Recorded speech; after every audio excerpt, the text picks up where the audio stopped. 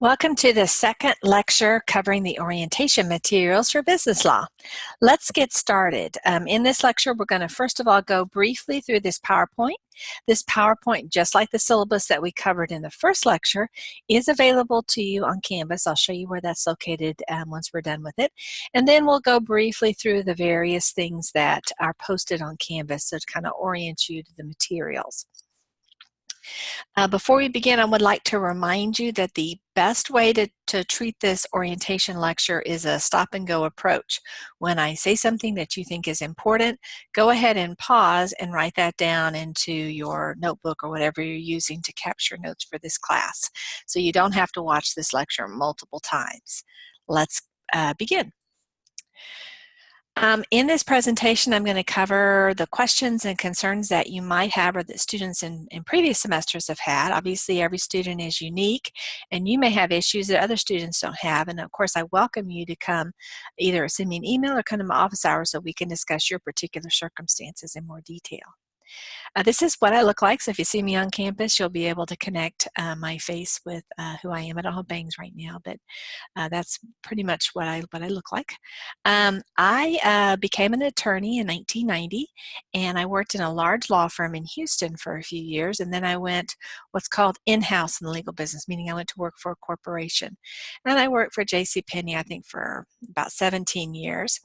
And in 2010, I joined the staff here at Collin College, teaching paralegal courses. If you don't know what a paralegal is an assistant to an attorney.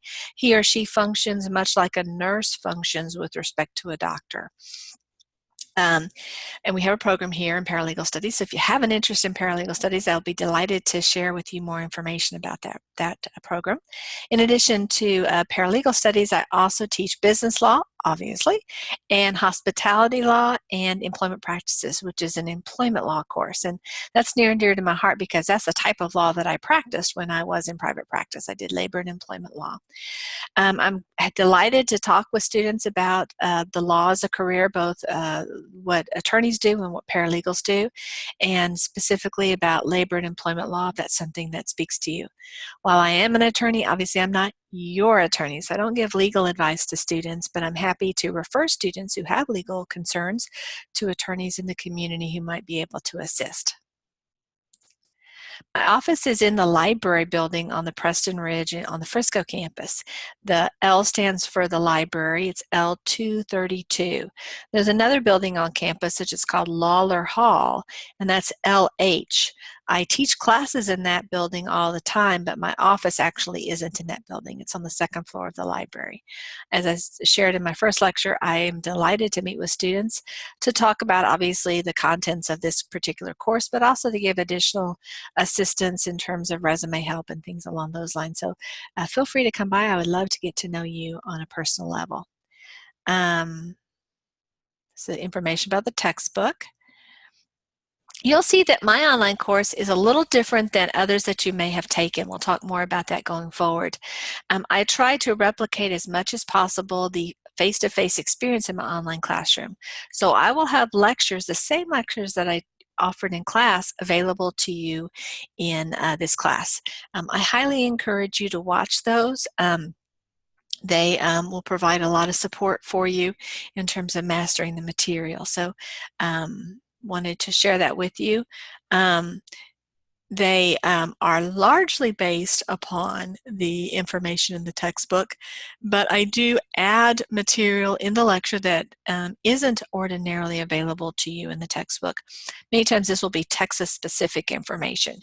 You are responsible for the information in the lecture just as you are responsible for the information in the textbook. So your best plan for sure is to read the textbook for sure, but also to watch the lecture. I'll provide some more information about that going forward in this presentation. If you haven't worked with Canvas in the past, which is our learning management system, be sure to kind of wander around and explore the Canvas so that you'll know where things are. And I'll be glad to help you in any way I can with getting familiar with Canvas.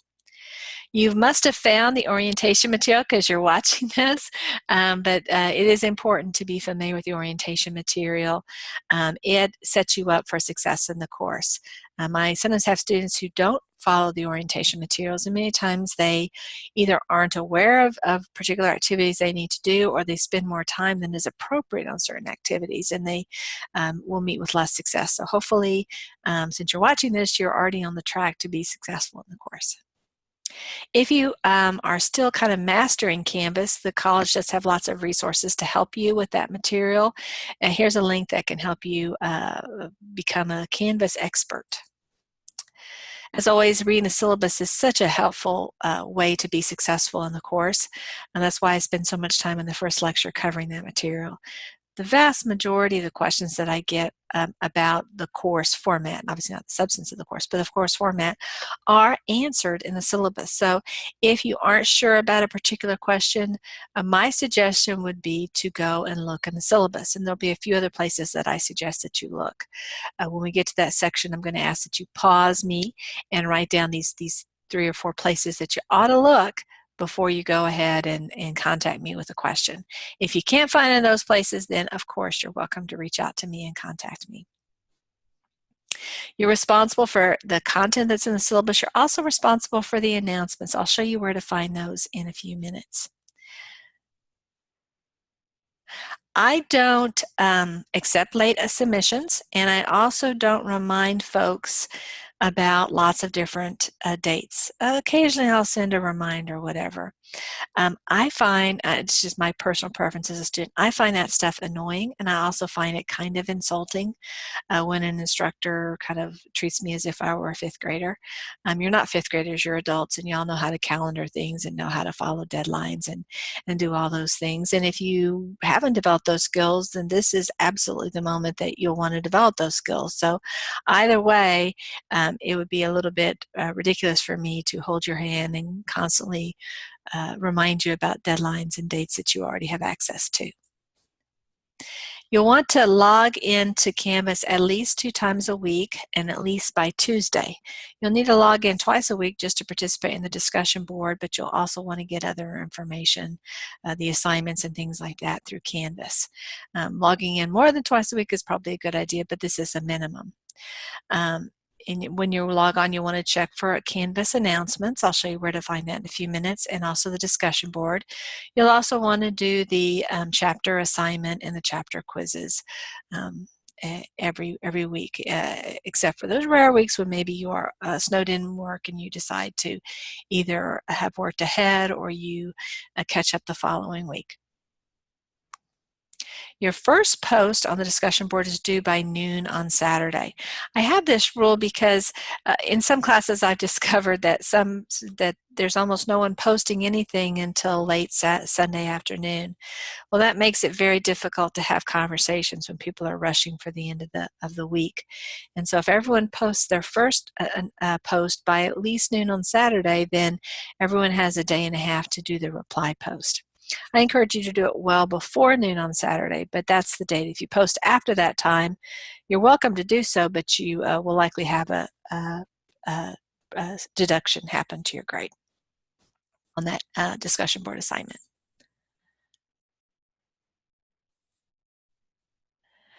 I cover this in the first lecture, but let me remind you, the fact that your Wi-Fi fails or your computer doesn't work well or Canvas fails you isn't going to impact your grades because I drop your lowest 6 grades on your chapter assignments and your chapter quizzes. Sometimes students will ask, well, why can't you just let me try it again, because maybe that I was doing really well on it or whatever. That's why I give you more than one opportunity to drop the grades. I'm not going to reset it. Now, if you just want the experience of going through more of the chapter quizzes, or more of the test bank questions, you can do that through the chapter assignments. You can see all of the questions eventually by continuing to complete those assignments. And that's a smart way to approach preparation for various tests. So I encourage you to do the chapter assignments multiple times so that you can master that material. And in some sense, it doesn't matter what the grade is that you're getting on that, because it will ultimately accept your highest grade for that particular activity. But on the chapter quizzes, if the system crashes, it is what it is, and you won't be permitted to do a retest on that. It'll just be one of the 6 grades that we drop. I look forward to, as I said before, I look forward to hearing from you. I'm going to be reading what you say on the discussion board, and I will be seeing your progress in the class, but I really do want to get to know you on a personal level, and so please do stop by or call or visit virtually during my office hours. We already talked about the email and the Canvas inbox. Please don't use the Canvas inbox. When you are emailing me, please use your Cougar Mail email address. I'm not supposed to communicate with students using their personal emails. Usually I will send a note saying, hey, thanks for the email. Go ahead and get into your Cougar Mail email to correspond with me. And then here's a little refresher on how to write professional emails. This will pay off dividends in the long haul. It's a little bit of a pain to get started on it, but once you adopt these practices and procedures, you're going to find that you have much more successful communications with faculty and with employers. It really, really does pay huge dividends in your career.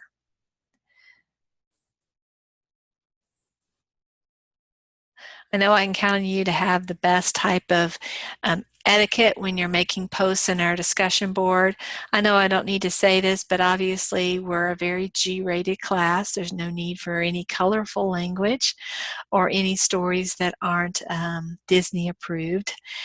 So be sure to keep your content, the type of content that you'd be okay with your grandma seeing or your religious leader seeing or something along those lines. And normal things that you want to keep in mind are don't type in all caps. Obviously, you're going to proofread all of your postings before you post it to make sure your punctuation is just as it ought to be and your spelling is just as it ought to be and your grammar is at the college level. You may have a question that you want to post on the discussion board strictly for questions, and that is called Questions, Instructors, Pointers.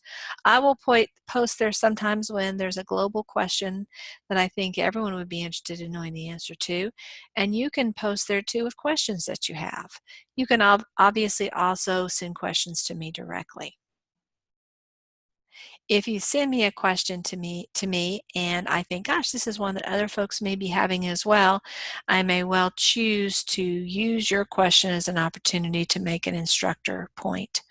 I won't include your name. I may say something like, a student raised this issue and I think it might be of general interest to the class. So be on the lookout for that. Here's a breakdown of the grades. This is covered in the syllabus. Again, this is a little refresher. Your chapter assignment, your chapter quizzes, and your discussion board will be the 10 highest.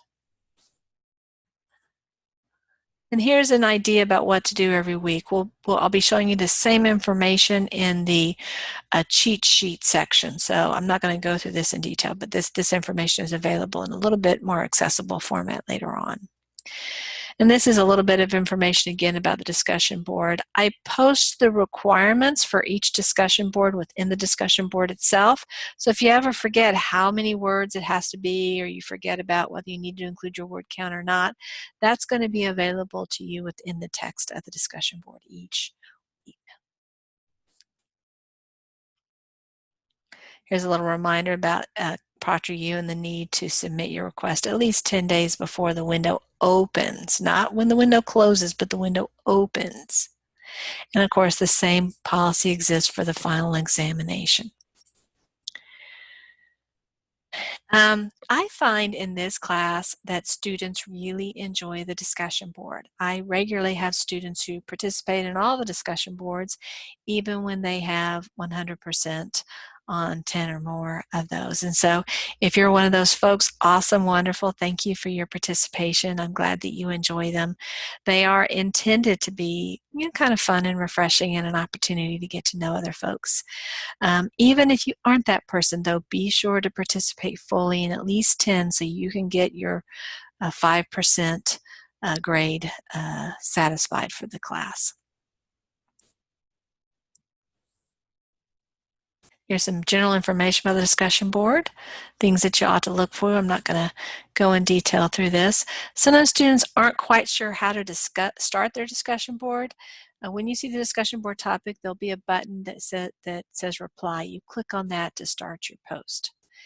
I said in the first discussion that I don't it's more involved in, are you trying, have you prepared, are you making a real effort, versus does your answer agree with mine. Having said that, you have to stay on topic, and it needs to be clear to me that yes, you do know what the topic is. You know, you're not doing the discussion board before you've read the chapter, before you've seen the lecture. And you're not just throwing out your opinion about what the answer to the question ought to be, but you've actually have a reasoned legal position about that. It may not be completely right, it may not be what my opinion is, but it shows that you are familiar with the topics that are relevant. Once you demonstrate that, you're going to get a good grade on it. If you start talking about the Cowboys, that's fine. I'm a Cowboys fan as well, but you need to focus most of your energy, at least 100 words of your energy, on the topic of the discussion board. So here's some FAQs. We don't meet physically at all in this class. You never have to come to campus if you happen to use the ProctorU tool. If you have something that's going on in your life that's going to cause you not to be available to participate fully in the class for a portion of the semester, first of all, congratulations if it's good news. If it's not so good news, I'm sorry to hear that. I hope things turn out better for you. You can work ahead. Please keep that in mind. If you get behind, for the most part, you can catch up. Of course, you can't take the midterm late, and you can't do discussion boards after the due date, but chapter quizzes and assignments can be completed after the week in which they're assigned. Again, you have to make sure that that final date, the date below the actual assignment, that you have calendared that and that you comply with that. But otherwise, there's a lot of ability that you're going to have to work when it's most convenient for you. Let's assume you have some computer problems. Maybe your computer isn't cutting edge or you have lousy Wi-Fi where you live. No worries. You have access to our computer labs here at Collin, and you can complete all the work there. If you choose to use the computer labs here, you want to be sure that you're using headphones or earbuds, because the other people in the computer lab aren't going to want to listen to my happy voice as they are working there. But other than that, you are welcome to use the computer labs to complete assignments, to listen to lectures, to take quizzes, all that good stuff. In terms of feedback on your work, the most common question that I get is, can I get the answers to the questions in the test bank? And you are welcome to get that information. You can come to see me and we will work through those answers. I'm not going to tell you, well, the answer to question 17 is true, or the answer to question 94 is B. Well, I'll say, okay, this is the question. Let's get out the textbooks. Let's find it together. And so we'll be working as a team, helping you develop those skills to get the answer. I do not give answers in the over email. If there's a particular question that you think the answer is C and you missed it on the test, or you think you missed it on the test, you can send that to me, and I'll be glad to work to confirm that the test actually graded correctly. Let me pause here and talk about a related topic. I have, even though this is not my first time to teach this course online, I've taught the course face-to-face dozens of times, maybe not dozens, but well over a dozen times. And I have taught it online several semesters, but I am teaching it differently now. We've made some significant changes. And whenever you make significant changes to Canvas, there's going to be some glitches. And there may be some things that you see. So I'm going to alert you to these so that you're not taken aback when you see them. You may see the term connect. This is a tool that we used in previous iterations of the course. We are not using it now. Please let me know, though, if you see this so that I can remove it. You probably will at some point. And I appreciate your help in getting it all cleaned up so we don't have any references to this. Another thing I sometimes will hear people talk about is Chapter 4. In the past, I offer Chapter 4 as an extra credit chapter. Since I don't, since I now take just the top 10 grades, we don't use Chapter 4 as an extra credit chapter. So there is no opportunity with Chapter 4. If you see a reference to Chapter 4 as an extra credit chapter, please let me know so that I can address that issue. So thank you for both of those particular items. If you have an outdated version of the custom book that doesn't include Chapter 2, let me know. I'll be happy to assist you in that. Chapter 2 is an additional chapter to the textbook that won't appear in all the custom editions, and I can assist you in getting the information that you need for Chapter 2. Just send me an email about that. So another thing that may come up is that I typed in all of the question bank questions and also all of my own questions. It's a combination of question bank and my own questions. Whenever you're doing literally thousands of these questions, well, not thousands, but over 1,000 of these questions, it's pretty inevitable that you're going to mistype something, or you're going to mean to click on D and you click on C. So if you do believe that I have entered, or it has misgraded, or the question is confusing, or it's missing a word, please send me an email. I will be glad to look into that. I apologize in advance if that happens. I'm pretty darn scrupulously careful, but I am not perfect. And I appreciate your help in getting those few little glitches out of the way and resolved. Absolutely, I'm happy to help you with finding out the answers to questions. Just come by my office hours and we can work together on that.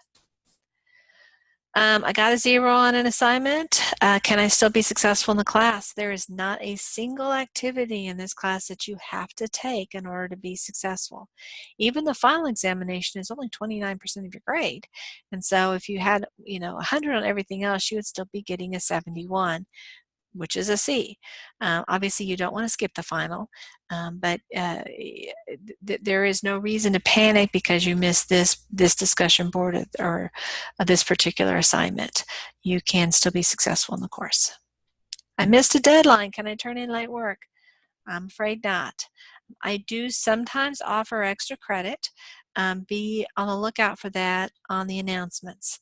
If you would like additional extra credit, then please come to me with a recommendation of something you can do. Whatever it is, you need to let me know about it well before whatever the activity is, and I have to be able to offer it to everyone in the class. I'm not saying that I'm going to accept your proposal, but I'm happy to listen to it. What isn't helpful is you saying, can I get some extra credit? If you want extra credit, come with a proposal, and then we can talk. How do I make a good grade in this class? Here's some suggestions about how to approach this. You might want to take a screenshot of this just so you can have this information handy. And then I suggest that you also take a picture of this page. One of the challenges can be that you may have some difficulty getting into Canvas sometime, and you need to obviously get into Canvas to see this page if you haven't already downloaded it. And so having this information available can be helpful in terms of you troubleshooting. Generally speaking, I don't have a lot of ability to fix things in Canvas. There's a few things I can cause problems with, and again, I'm not infallible by any means, and so if it's a problem I created, probably I'm the one that will need to solve it, but more often than not, it's some other issue. And so here are some suggestions about how to fix it. Turning your computer on and rebooting can be a good approach, trying a different browser. Google Chrome is what I use for about 90% of what I do on Canvas.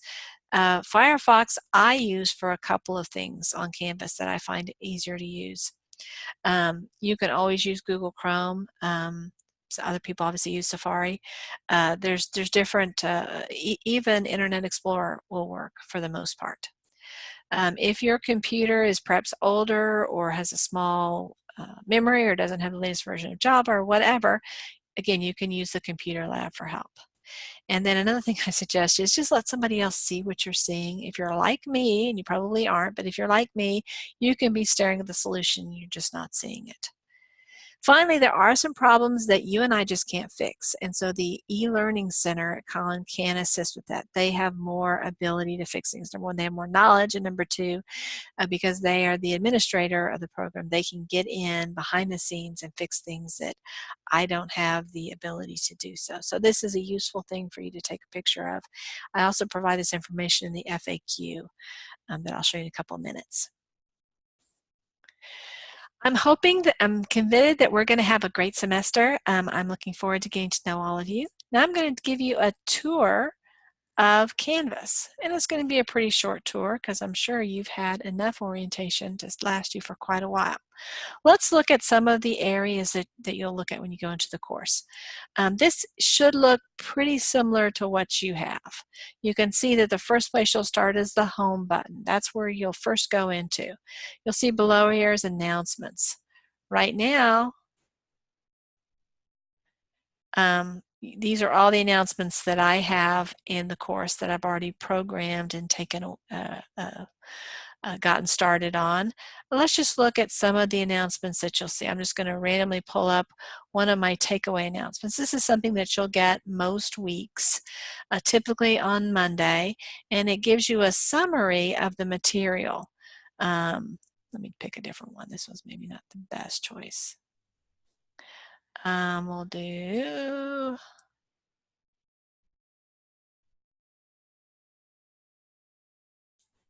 Here, let's do this one. Okay, so we have takeaways from a particular chapter, and usually I'll talk about the chapter, and then I'll talk about what the activities are that are assigned for this week.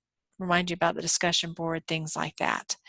These are very helpful in giving you a list of tasks to accomplish. I'm focusing on the most important parts of that particular chapter. Be sure to look at this, and my suggestion is to look at the announcement before you read the chapter and look for the things that I mentioned. For example,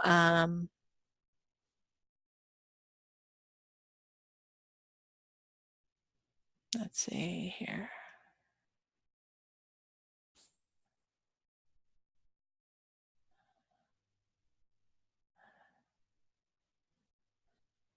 Let me see, there's not a good one for this particular chapter, but many times I will say, hey, this is something interesting about this chapter.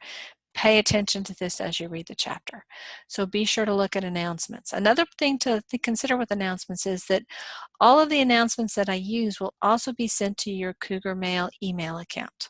I know a lot of students don't really like to use their Cougar Mail email account. I don't blame them.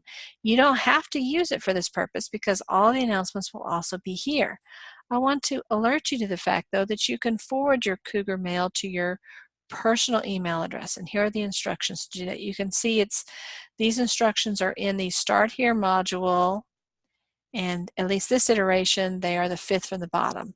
Another semester, they might be a little bit different location, but this gives you step-by-step instructions about how to forward your email. That way, whatever I send to you will go directly to your personal email. Below that, you'll see, at the very bottom, you'll see grades. And this will give you an idea about your grades. Sometimes I program it so Canvas will actually calculate your grades, sometimes I don't. The reason that I don't always program it is that Canvas is awesome. I love Canvas. And Canvas is good at so many things, but the one thing Canvas is awful at is calculating grades. I blame myself for that because I have lots of special rules that I have for grades, and I just have too many. And so Canvas is not robust enough to actually accurately calculate your grade. And so when I give it the equation information, sometimes what happens is that students think that when Canvas spits out a grade at the end saying, oh, this is what you're getting down here, they start panicking. Wait, it says I'm failing, but I think I'm not failing. Well, quite possibly the student isn't failing because Canvas doesn't accurately calculate the grade. They're usually kind of in the ballpark, but not always. So sometimes I don't even program Canvas to give an estimate. And then, of course, the numbers are even less accurate. So pay attention to this data, but don't pay attention to this data. This data down here is garbage. So I'm going to suggest that you pause right now and write that down. The actual grades that you see in Canvas are accurate. The part where Canvas calculates and tries to predict your grades are not accurate. Do not pay attention to that. Instead, use the equation in the syllabus and the raw data to calculate your grades. Or, and this is really my suggestion, don't worry about it. It's my job to calculate the grades, and I'm very accurate and very careful. So I'm going to get it right, and you're going to get the grade that you've earned. You don't need to do my work for me. And so don't worry about it. Do your best, prepare well, and leave the grade calculation to me. But if you really want to calculate your grade, you're welcome to come to my office hours. We'll sit down together and I'll show you how to do that. Just don't panic when you see these numbers. In fact, don't even look at this. If I could turn this off, I would, but unfortunately, I'm not permitted to do so. So let's go back to the home, because you'll be spending most of your time on this home button right here. We're first of all spending time in the Start Here orientation information, and you've already watched the lectures. This is the PowerPoint that I used just a few minutes ago, and here's that syllabus we used before. Here's a little welcome letter. But this is the one that I really care about you knowing. You can see in this semester it's the 7th one down. This is a cheat sheet, what to do each week. So as you're planning your week, when you're sitting down to plan, oh, I have 30 minutes to study here, or I have 45 minutes to study here, what am I going to put into each one of those buckets? This is a good way to review to make sure you're hitting all those items. Making, oh, I have to read the chapter, I have to watch the lectures, I have to watch any other lectures. I need to participate in the discussion board. I need to participate in or complete the chapter assignment. I need to do the chapter quiz. Those types of things, you're making sure that we're covering all of those items. So pause me right now and write down in your notes, review cheat sheet each week to make sure that you're accomplishing all of your goals. You'll also see over here there's a to-do item. Now, in many of my classes, this is useful. It's not so useful, though, in this class because everything is, or most things are due at the end of the semester on, you know, all of the chapter assignments and chapter quizzes. And so it's misleading because it's not going to show that you need to do the chapter 2 chapter assignment because the actual due date is well in the future, even though I recommend that you go ahead and do it right away. Here's some FAQs. Many of them I've already covered, but again, this is a good refresher. So let's say you've hit a question and you're thinking, I don't know what the answer is. Where are you going to go? These are the places you're going to go. You're going to look at the syllabus first. You're going to look at the cheat sheet. You're going to look at the FAQs. You're going to look at the PowerPoint. You have 4 documents to look at. So pause me and write yourself saying, where do I look when I've got a question about the course? These 4 places. So write them down or take a picture of this screen so you have that information. Look in these 4 places before you email me. If the answer to your question is in one of these 4 places and you email me about it, I'm going to refer you to the orientation module. So make both of our lives easier by go ahead and looking before you email. And if you decide that you are going to email me about something of the course, start your email by saying, I've looked in the syllabus and the orientation PowerPoint and the cheat sheet and the FAQs and wasn't able to find the answer. This is my question. You'll want to complete your Canvas orientation quiz. Again, you'll have 3 chances at it. But you'll need to complete that by the due date that's immediately below that. If you get below a 90, you'll want to keep on doing it until you get above the 90. You'll have 3 chances on that. Let me just click on it to show you. So again, there's instructions here. You may take it up to 3 times. I make a little joke here. I'm just teasing. I still respect you whether you get 100 or not. But it's designed not to be too challenging. It's just to be a little review, a little refresher about the stuff that we've covered in the orientation. You know, be sure to have watched all the lectures and reviewed the syllabus. Have the syllabus handy when you do the orientation quiz. It's not timed. You can take as much time as you want to complete it. Here's information about ProctorU and taking the midterm and the final exam. I've already covered that information, so I won't bore you with it again. Here's that section where you can post questions you have about the course and where I can post information that occurs or that I think is important for you to know. Calculating and curving grades. This is a very brief tutorial that I have for students who would like to calculate their own grades. It's completely not necessary, but I know sometimes students like to play around with their grade a bit, and so here's a resource that you can use for that. I also talk about curving grades. Let me pause and talk in a little bit more detail about curving grades. Here we go. Let me go into...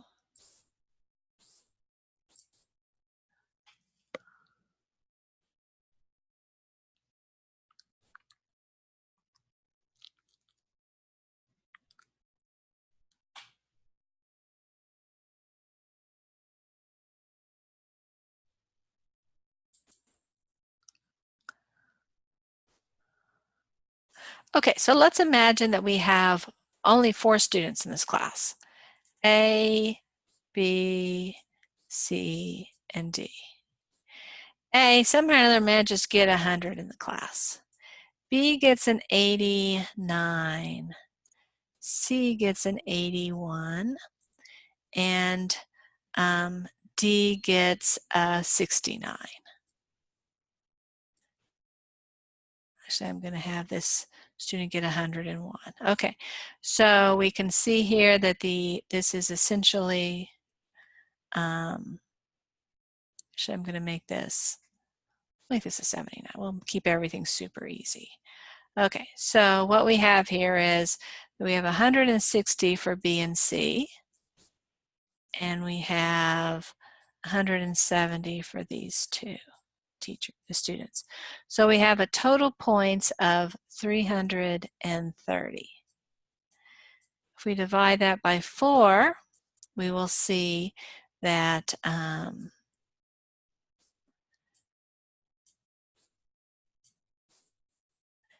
average grade is an 82.5 in this class. I like for the averages in my class to be between an 83 and an 84. That's my goal. And so since we're about a point less, I'm going to add a point to every one of these students' grades. I'm going to add points to the students who are below the average and above the average. So I'm going to give A 1 extra point. A didn't need the point. He was already at, or she was already at 101, but now he or she has 102. C gets an extra point, so now C has an 82. I mean, it didn't really help C. C was already getting a B. C is still getting a B. But for student B and for student D, it's pretty huge because now B, if he had crunched his numbers, thought that he was getting a C. But with the addition of an extra point, B is now getting a B. B is getting a B for the grade. D is also gaining a point, and so he is going to get a 70 or a C in the course.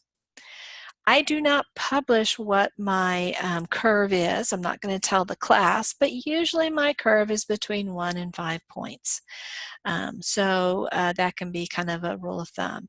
If you, when you calculate your grades, think you have a 69 or a 79 or an 89 or a 59, you're probably going to get the next grade higher. But if you have a 84, you're a long shot to get an A, for example. So that's just a kind of a rule of thumb. You don't need to know how I calculate the curve because that's my job to figure that out. But I like to share that information with students because you're curious about it, and I don't blame you.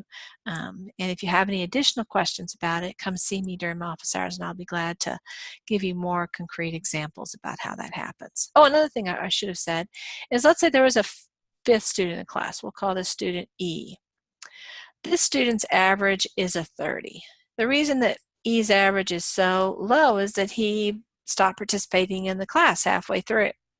And so he didn't take the final examination. He didn't complete many of the assignments. I don't include E in my calculation. because he's not a completer. He didn't really try to be successful in the class.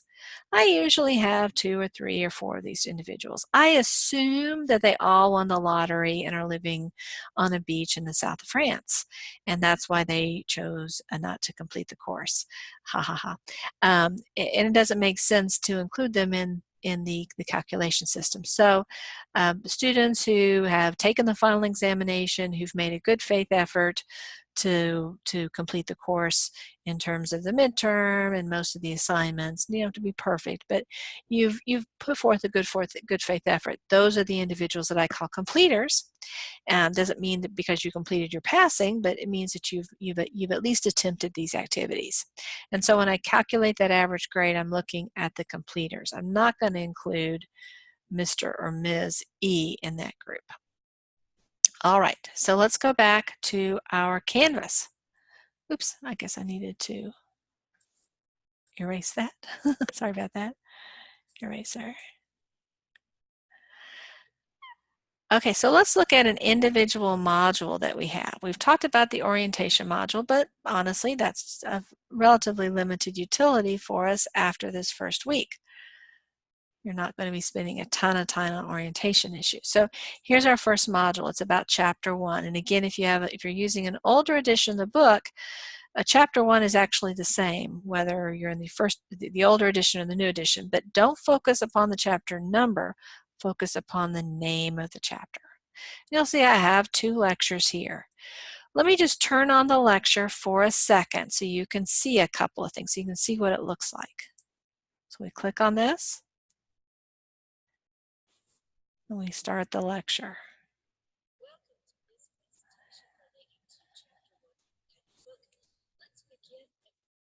I'm going to advance it a little bit. You can see here, I can pause it whenever I want to. And you can see I have on this slide, this PowerPoint slide, a term, and you'll see that there are words underlined. I will provide also a study guide for you, and as you are watching the lecture, you will fill in the blanks. The words that are underlined are words that will be missing from the study guide. So as you listen to the lecture and see the PowerPoints, you'll pause the video and write in all of the blanks as you're watching the lecture. That's how that works. So now I'm going to show you, let's go back to what that study guide looks like. So here are the study guide for chapter 1. I suggest you print this out and write it out in longhand if you prefer that, or you can just type it up. And you can see here is that very same thing that was on that slide. And the word that you would write in here is the word enforced, because that was the word that was in italics. And so you'll see as you're going through, you're actively participating in getting this outline. For the most part, this outline is essentially going to be the PowerPoint. You'll be able to see the PowerPoint during the lecture, but the PowerPoint itself is not posted and available to you. The reason that I don't make the PowerPoint available to you is that you won't watch the lecture. And that's important. The other reason is that studies indicate that the more the student is actively involved in learning the material, the more likely he or she is to retain the material. And so this is an active learning activity for you, and it helps you move that information from short-term memory to long-term memory so that you'll be successful on tests. In addition to the study guide, which you're going to have available while you're watching the lecture, there's also some other activities. This is not for a grade. I still hope that you'll do it. It gives you practice about the various vocabulary terms and other activities, fill in the blank type things. If you can complete these successfully, you're obviously probably the first few times you complete it, you're going to be looking at your notes, but if you can get to the point that you can successfully fill these out, you are well prepared for the test that we're going to have. And so I have these for each one of the chapters. And it'll say not for a grade afterwards. In addition to the lectures, let me go back up here to chapter 1 here. In addition to the lectures that I tape, there will oftentimes be assigned videos or other materials. For chapter 1, I don't have any, but if we go down to chapter 2, you'll see that I have 2 videos. Other times it might be a case So this is a case. So this is additional material that you'll want to be sure that you watch. And then at the bottom are all the various assignments. And you'll see typically, I won't look at chapter 1, let's go look at chapter 2. There'll be 3 things here. You'll see a discussion board, you'll see a chapter assignment, and you'll see a chapter quiz. Let me open it and you'll see the due dates below. So let me pause, or my suggestion is for you to pause here and start writing down due dates so that you'll have these on your calendar. Hopefully you have one master calendar that you use for all of your due dates for all of your classes. So, and sometimes people like to do different colors. You know, the color for this class might be green, the color for your English class might be blue or whatever, so you can track it. Canvas has a tool that I'll show you in a second that helps with that. But let's go ahead and go into the discussion topic or discussion board for chapter 2. We click on it. You can see the discussion board topic. And then here's a reminder about what needs to go into this. You never have to remember that it has to be 100 words long or that you have to include the word count. I remind you here, just be sure to read this. And then this is the prompt that you're going to respond to. Let's say you have to respond before you can see anyone else's response. And the way that you're going to do that is you're going to click on reply here. I'm going to go back to home. And then we have the assignment. And here are the instructions for how to do the assignment. And then you would go ahead and do it. You have an unlimited number of attempts. There are no time limits. You've got a long time to do it. So the first time you do it, you miss half the questions. No worries. You'll just do it again. You can do it again and again and again until you get to 100%. Each time the questions will be different because it was drawing from a question bank. Same deal for the chapter quizzes, same question bank, but it's a little bit different. You only have one attempt at it. There'll be 15 questions and you only have 10 minutes. Again, if you want to do it in an untimed format, reach out to me. We'll talk through how that process would look. I'm going to advance to the midterm area. The midterm will be after chapter 8, and here's information about that. This is information about the format of the midterm, and this is information about, or this is how you'll actually take the midterm. I click on it, but I won't be able to take it because guess what? I don't have the password, right? Groover, the instructor, will have given the password to the testing center personnel, but I'm not going to give it to you. So that's why I can restrict access to the test. And so you'll take it. There's going to be several questions on this. It's not going to be something that you can do in 10 minutes or something along those lines. And so you'll want to be sure that you give yourself abundant time to take it. Definitely at least an hour. The testing center won't let you start a test during the last hour that they're open. So if they close, for example, at 9 p.m. on a particular night, you'll have to get there before 8. And you'll want to get there before 8 because it will take you a while to get through all of these questions. And there will be a due date. Right now I don't have the due date posted, but there will eventually be a due date on these activities. And then you'll see that you'll go to the for information about the test aid, you'll go down below chapter 14, and here I have lots of different resources for you to prep. Here's some for the midterm, here's some for the final examination. Of course, the resources that are in each module will also help you prepare, but these are kind of some global things. I have a midterm review PowerPoint. This does not cover all of the topics for the midterm, but it does cover many of the topics for the midterm. And then we have Quizlets.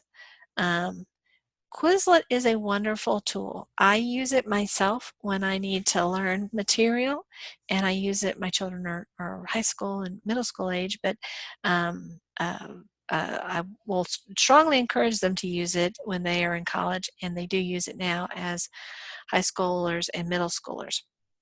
So let's go ahead and click on this and show you what it's like. If you haven't been exposed to it, this really is a game changer. You click on this, you go in here, and it's a series of questions. It's great to memorize vocabulary terms. So for example, we have our chapter 6 is about criminal law and business. You can see that I have the 45 terms in this particular chapter. You can use flashcards, you can give yourself tests, do a variety of things to help you master the material. I like to use the test function myself. I'll click on tests, I'll go to options. In this class, all tests are multiple choice and true-false questions. We don't have any matching or written questions, so I would restrict myself to these two categories. And you hit create new test, and you can test yourself. If you get to the point that you get these pretty reliably correct, you're probably pretty prepared for the tests that we have in this particular class. And again, this particular tool, Quizlet, is free. You can use it really in virtually all of your classes. They're especially helpful in foreign language classes and the other classes where you've got a lot of data to memorize, especially vocabulary terms. But it could be, you know, if you're taking chemistry, the periodic table, or it could be dates in a history class, things along those lines. So be sure to use them. Let me talk a little bit about memory, a little bit of the science behind memories. The science suggests that our brains are not well designed to memorize a lot of facts in a short period of time. Science seems to think that there's something about the sleeping process that our brains do that organizes the data and moves information from short-term memory to long-term memory. So if we're cramming the night before the test, we're only giving ourselves one period of sleep before the test, and that's just not enough time to move all of that information that we crammed into our head the day before into our long-term memory so that we can access it during the test that we're taking. So studies indicate that, let's say you've decided this test to me is worth 4 hours of study. It's much better to study 20 minutes a day for what would that be? 12 days. And because then you're giving yourself 12 sleeps instead of studying 4 hours the night before, because then you're giving yourself just one sleep. You'll find much better results by studying smarter rather than harder, by spacing it out. Now, that's not a guarantee you're going to get an A, but what it is a pretty strong indication that you'll do better if you go ahead and space it out. It helps your brain process that information most efficiently. Another thing that indicates is that long periods of time of studying on a particular day aren't very effective. After about 20 or 25 minutes, our brain needs a break. It might just be 5 minutes, but go ahead, get up, do something else, take a walk around the block or whatever, and then you can come back and be somewhat refreshed. Pounding away for 2 hours straight, you're probably wasting most of that second or the second hour of your time unless you're being kind to yourself and taking breaks. So doing it in a spaced out process, you're going to find more enjoyable, you're going to find it less awful to contemplate, and you're going to get better results. So please keep that in mind. So I'm going to suggest that you pause me right now and go ahead into your day planner, your calendaring tool, and budget time every week where you're going to go over vocabulary terms, Quizlet, using Quizlet or whatever tool that you want to use. Now you might want to have 2 or 3 days a week that you do that. It might just be for 10 or 15 minutes. Probably better to go for 20. But any time that you do over the course of each week is going to really pay out dividends when you get to tests. So I think that I have covered, there's again some cases at the end you might be interested in exploring some of that material. And I also have links. These are especially useful if you are thinking about law school or thinking about paralegalism.